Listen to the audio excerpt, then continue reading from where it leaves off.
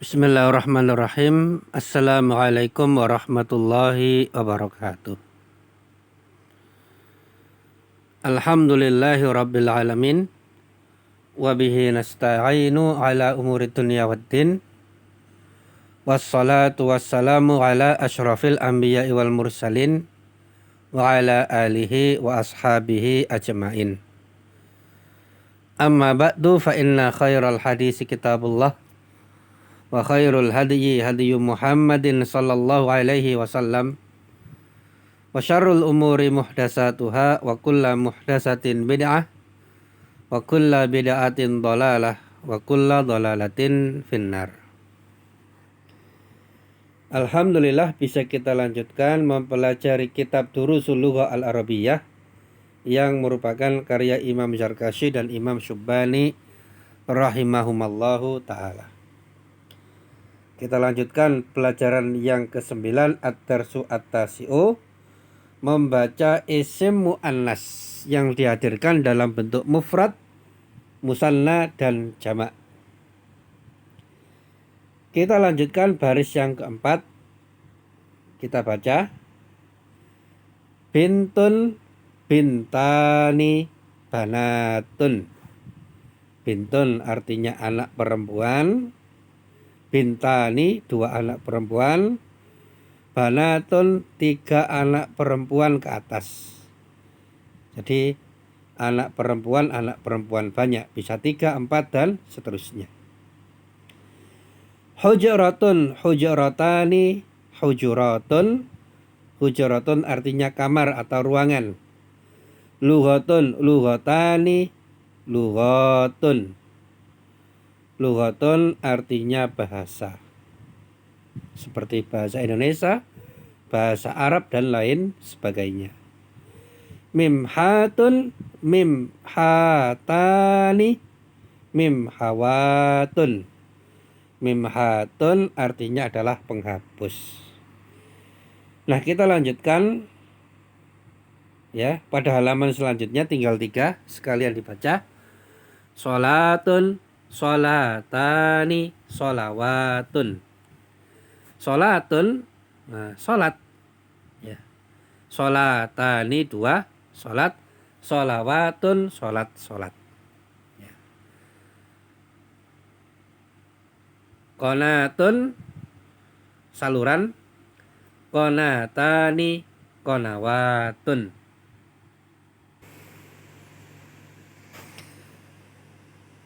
Sama'un, sama'ani, samawatun.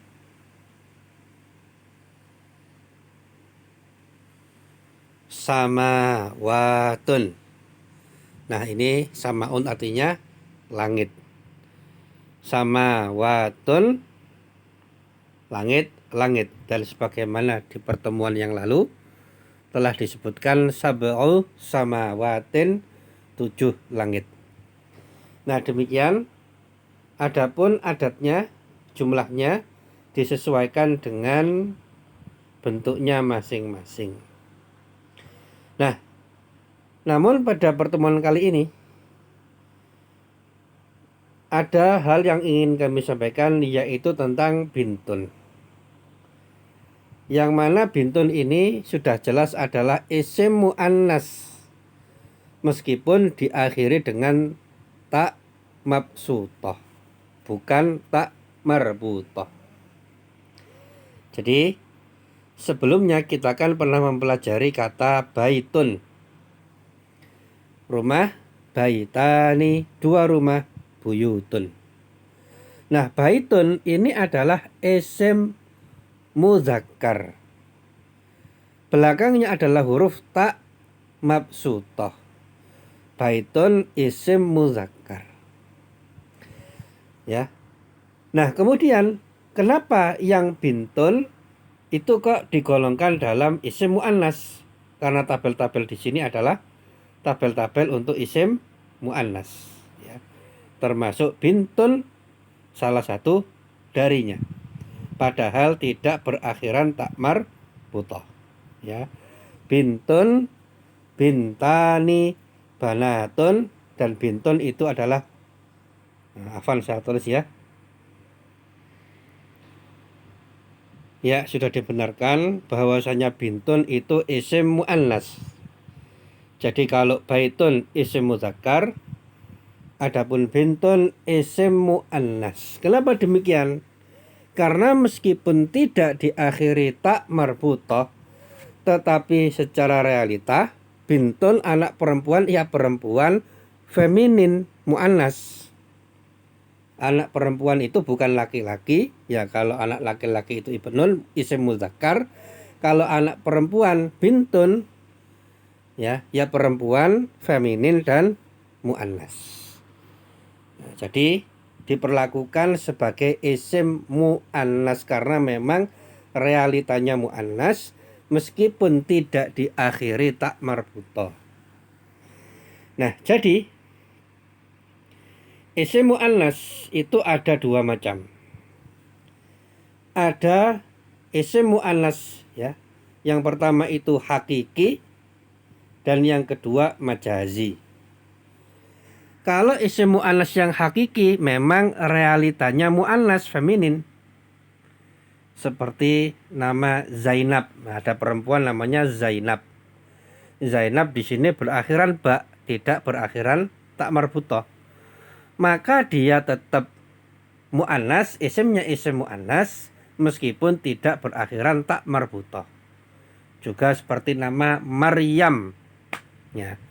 Meskipun dia itu berakhiran mim tetapi tetap isimnya adalah isim muannas karena memang realitanya adalah seorang wanita, muannas dan feminin. Maka isimnya juga isim muannas. Nah, kemudian ada isim muannas majazi, yaitu isim muannas yang merupakan kiasan dan isimnya diperlakukan seperti feminin padahal tidak ada realitanya, tidak feminin, tidak perempuan ya. Seperti kata saburatun papan tulis. Lah masa ada papan tulis laki-laki dan papan tulis perempuan? Kan tidak ada. Yang namanya papan tulis ya papan tulis. Oleh karena itu, meskipun demikian, tetap papan tulis atau saburatun yang berakhiran tak marbutah itu diperlakukan sebagai muannas ya. Dan femininnya adalah feminin kiasan.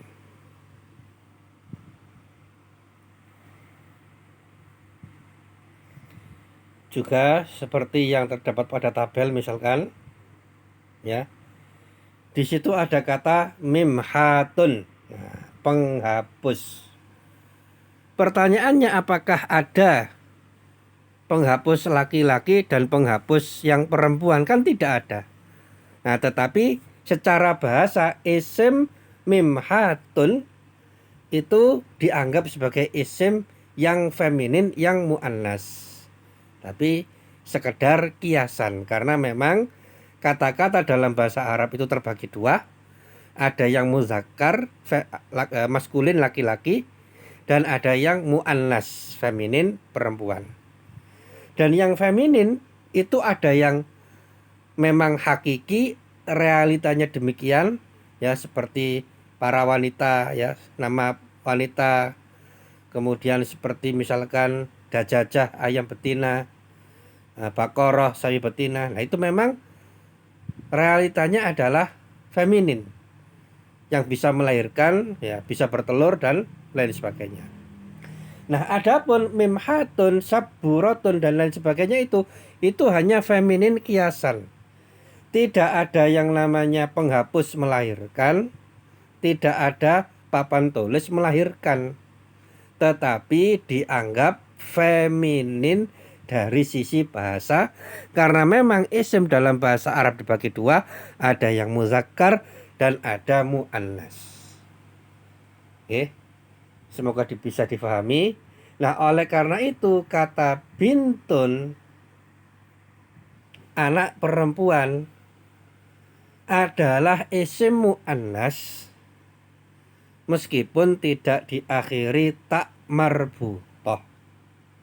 Karena memang realitanya bintun anak perempuan ya feminin, ya anak perempuan. Nah kemudian setelahnya kata-kata tadi kita jadikan sebuah kalimat, ya. Kata-kata yang ada pada tabel tadi kita hadirkan dalam bentuk kalimat. Contoh, litis ubanatin. Saya mempunyai 9 anak perempuan.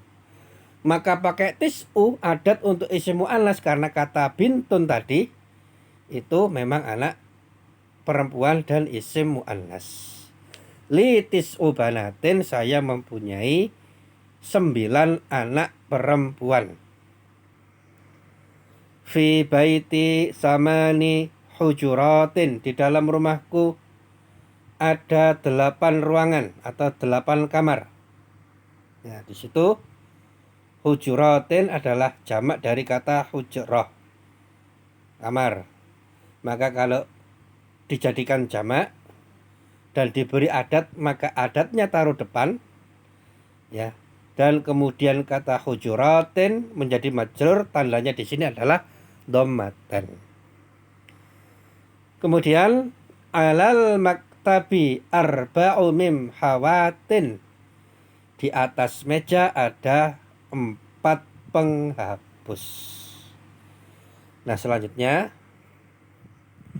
kita baca hadis riwayat Bukhari, okay, nomor 7372.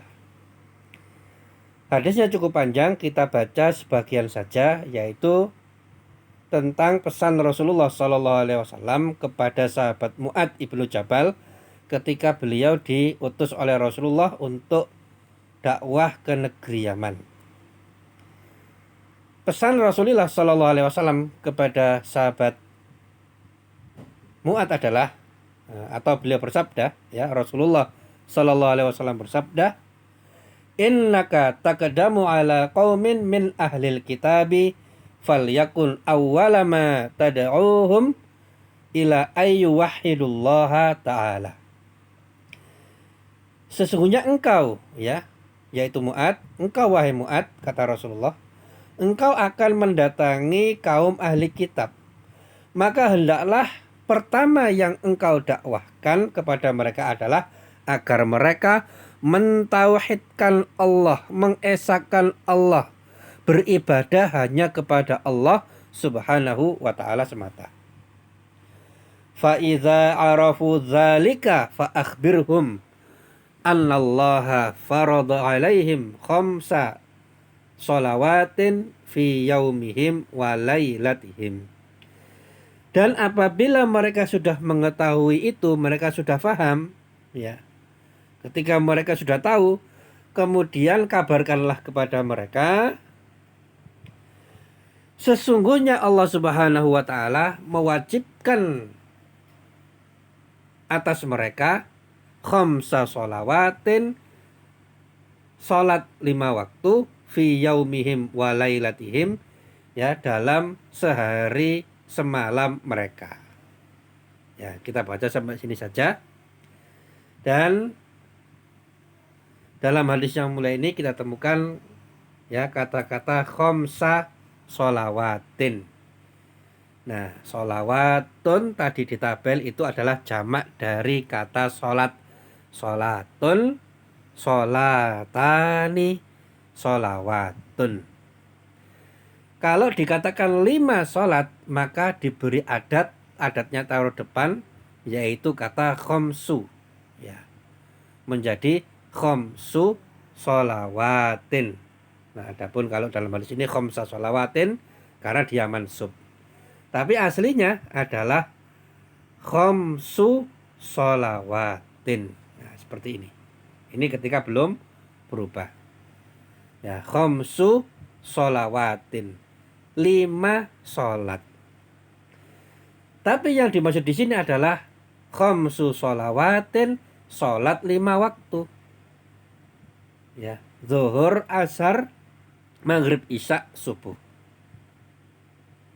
maka semoga difahami, dan apabila ada yang ditanyakan maka silakan disampaikan di grup yang ada.